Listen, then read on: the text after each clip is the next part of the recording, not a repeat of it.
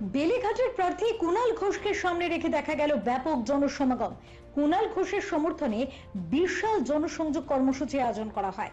পথসভায় বক্তব্য রাখেন মেয়র পরিষদ সদস্য স্বপন সমাদ্দার।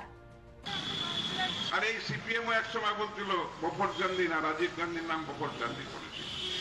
তা প্রচারে তারা মিথ্যা কথা বলতেই পারে, বিচারটা আপনাদের করতে হবে। মমতা বন্দ্যোপাধ্যায় এখনো পর্যন্ত সংগ্রাম করে সততা আদর্শ ট্যাক্সি শিক্ষার মধ্যে চলছেন। ভাবুন তো, 26 দিন অনশন করেছেন। ভারতবর্ষে একটা মুখ্যমন্ত্রী বলুন, প্রধানমন্ত্রী বলুন, যে কোনো মন্ত্রী বলুন, খুঁজে বার করুন। 16 দিন ধর্ণা করেছেন সিঙ্গুরে।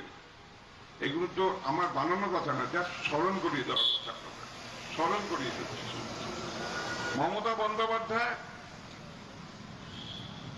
এই মহিলাদের প্রতি অত্যাচারের ফলে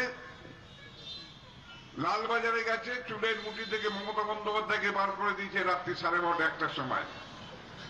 আমরা তখন গিয়ে হাজির হই। সারা রাত গান্ধী মূর্তির ধারে বসেছিল। পরের দিন দুপুর 1টার সময় আমি বাড়ি আসি। মমতা বন্দ্যোপাধ্যায় তখনও কিন্তু বসে আছে। নাম ছিল তার ফেরানি বসা।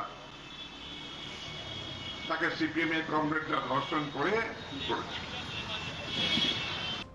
Bureau report, channel 10।